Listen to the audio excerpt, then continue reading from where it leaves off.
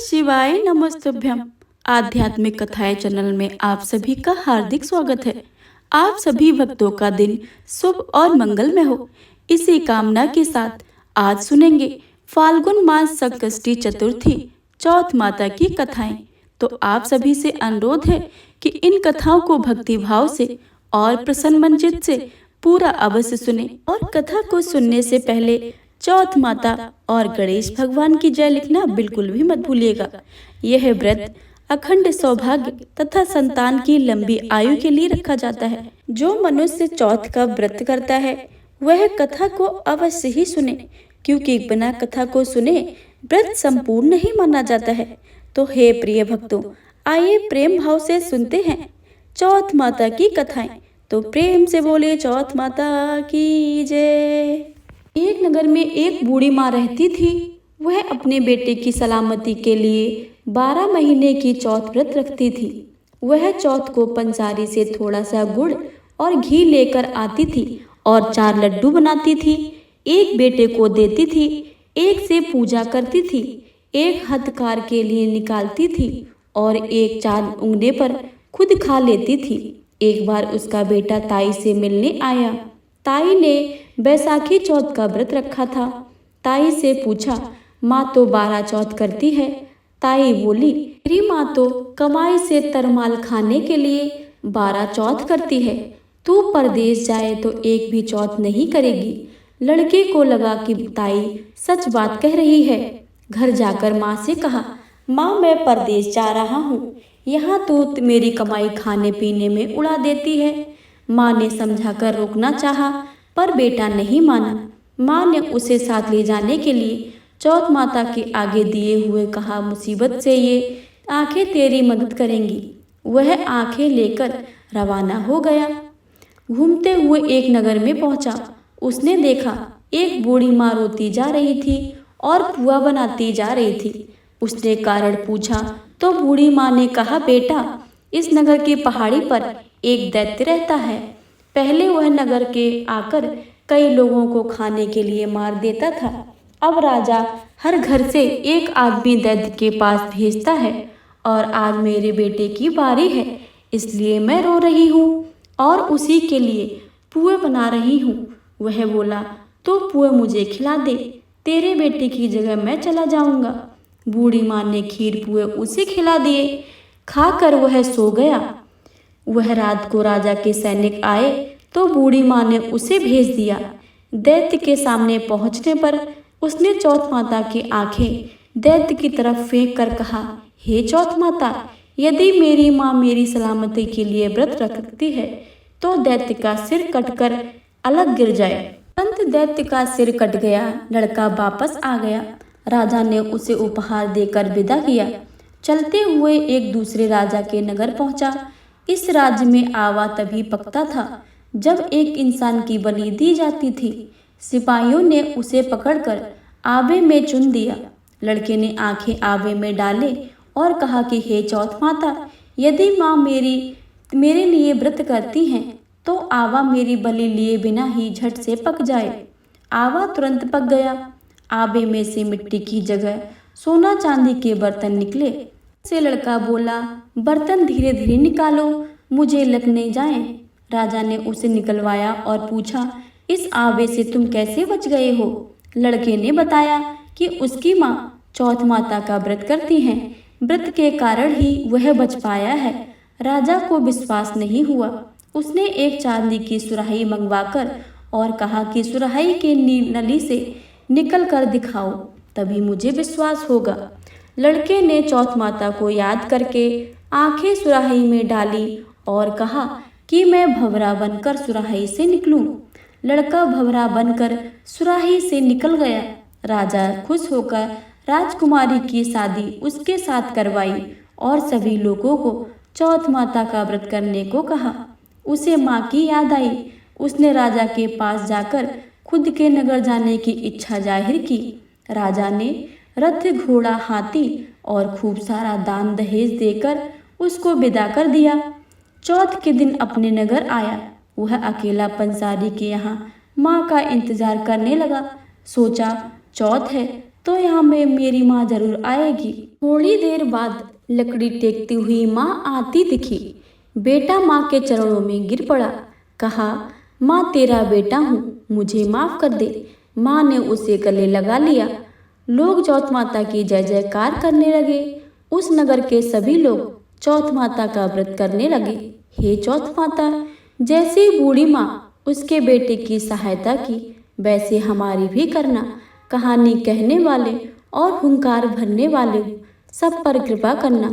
तो प्रेम से बोलिए, चौथ माता की जय, गणेश भगवान की जय। चौथ माता की दूसरी कहानी। एक सेठ सेठानी थे, उनके बेटा और बहू थे। बहू सबको भोजन करा के फिर स्वयं भोजन करती थी। एक पड़ोसन ऐसी भी थी जो रोज पूछती थी, बहू आज क्या क्या बनाया खाया है। बहू कहती थी, ठंडो वासी। एक दिन उसके पति ने ऐसा सुनकर विचार किया, आज तो पकवान बनाए जाएं, फिर देखे कि मेरी पत्नी क्या कहती है। उन्होंने तरह तरह के पकवान बनवाए और घर के सभी लोगों के एक साथ बैठकर भोजन किया। आज भी पड़ोसन ने पूछा तो बहू ने कहा, ठंडो वासी। सेठ के लड़के ने सोचा, हो ना हो कोई बात अवश्य है जिससे कि मेरी पत्नी ऐसा कहती है। उसने पत्नी से पूछा, तुम रोज ठंडो बासी खाया है, ऐसा क्यों कहती हो, जबकि अपने सबने एक साथ बैठकर कई तरह के पकवान खाए हैं। उसकी पत्नी बोली, अपन जो खा रहे हैं वह आप बूढ़े बाड़े की कमाई है। जिस दिन आप कमा कर लाओगे उस दिन मैं समझूंगी कि ताजा भोजन कर रहे हैं। एक दिन लड़के ने अपनी माँ से कहा, मैं एक बड़े शहर में कमाई करने जा रहा हूँ। माँ बोली, बेटा अपने पास इतना धन है कि खाया नहीं चुकेगा। माँ के मना करने पर भी बेटे ने स्वयं कमाने का दृढ़ निश्चय कर लिया और जाते समय पत्नी से कहा, अब जब तक मैं कमाकर बहुत सा धन ना लेकर आऊं, तुम चूल्हे की आग मत बुझने देना। एक दिन चूल्हे की आग बुझ गई तो वह मन ही मन घबराने लगी, कहीं मेरा पति कहीं संकट में तो नहीं पड़ गया है। जल्दी से पड़ोस में आग लगाकर चूल्हे में रख दी। ऐसा विचार करके पड़ोस में गई। वहां पड़ोसन चौथ माता का व्रत पूजन कर रही थी। पड़ोसन ने कहा, थोड़ी देर में आकर ले लेना। बहू ने पड़ोसन से पूछा, आप यह कौन सा व्रत कर रही हो, इससे क्या मिलता है। पड़ोसन ने कहा, चौथ माता के इस व्रत करने से अन्य लक्ष्मी मिले और अपनी मनोकामनाएं पूरी हों। अब बहू भी चौथ माता का व्रत करने लगी। दीवार पर चौथ माता बनाई। उस दिन घी गुड़ का चूरमा बनाकर रात्रि को चंद्रमा को अर्घ देकर भोजन कर दी। ऐसा करते करते बहुत दिन हो गए। चौथ माता ने उस बहू के पति को ना दिया कि साहूकार का बेटा तू जागे कि सोवे, तेरी पत्नी बहुत याद कर रही है, घर जाकर उसकी चिंता मिटा दे। तू दुकान खोलकर कंकु केसर का पगल्या बनकर बैठ जाना, आज तेरा हिसाब किताब चुकता हो जाएगा। अब तो चौथ माता ने जैसा कहा था वैसा ही हुआ। उसने घर जाने की तैयारी की और गाड़ी भर के धन दौलत लेकर चल दिया। रास्ते में एक बड़ा सा काला नाग फल फैलाए हुए बैठा था और कहने लगा, आज तो मैं तुझे ढसूंगा, छोड़ूंगा नहीं, आज तेरी आयु पूरी हो गई है। सेठ ने लड़के से कहा, आज चौथ माता ने मुझे सपना दिया कि मैं अपनी पत्नी से मिलने जा रहा हूँ। वह मेरी पत्नी बहुत चिंता कर रही है, मैं उससे मिलकर आऊंगा, तब मुझे जरूर ढस लेना। नाग ने कहा, तुम शपथ पूर्वक कहकर जाओ तो मैं तुम्हें जाने दूंगा, परंतु लौटकर नहीं आए तो मैं तुम्हारे घर आकर तुम्हें डस लूंगा। इस प्रकार सर्प को वचन देकर वह अपने घर पहुंचा। वहां सभी से हंसी खुशी मिला और भोजन करके उदास होकर बैठ गया।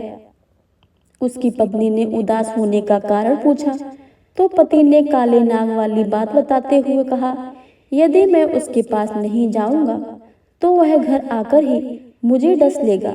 पत्नी बहुत चतुर थी, उसने कहा कि आप घबराओ नहीं, लेट जाओ, मैं एक उपाय करती हूँ। पत्नी ने कमरे की 7 पेड़ी धोई।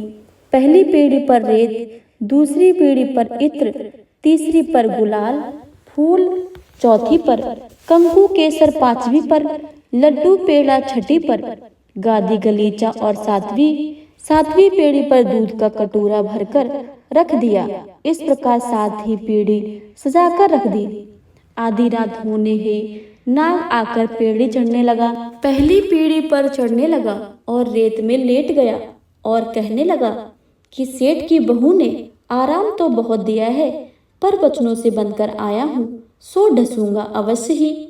इसी प्रकार 7 पीढ़ियों पर नाग आराम करता हुआ कहता हुआ गया कि डसूंगा जरूर।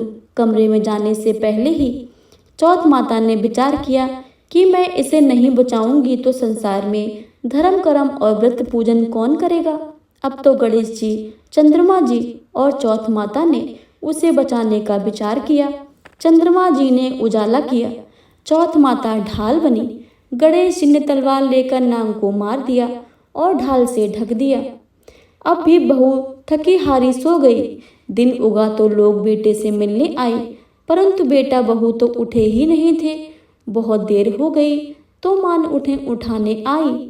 मां ने 7 पीढ़ियों पर यह सब कुछ देखा तो बहुत ही घबरा गई और बेटा बहू को आवाज लगाई। बेटा बहू उठे तो देखा कि ढाल तलवार वहां पड़ी है। अब ढाल उठाई तो वहीं काला नाग मरा पड़ा हुआ था। बेटा बहू ने सोचा कि आज तो धर्म कर्म ही आड़े है, जो भगवान गणेश जी और चौथ माता ने अपनी रक्षा की है। चौथ माता, आपने जैसे बेटे और बहू की रक्षा की है वैसी ही सबकी करना। तो बोलो चौथ माता की जय।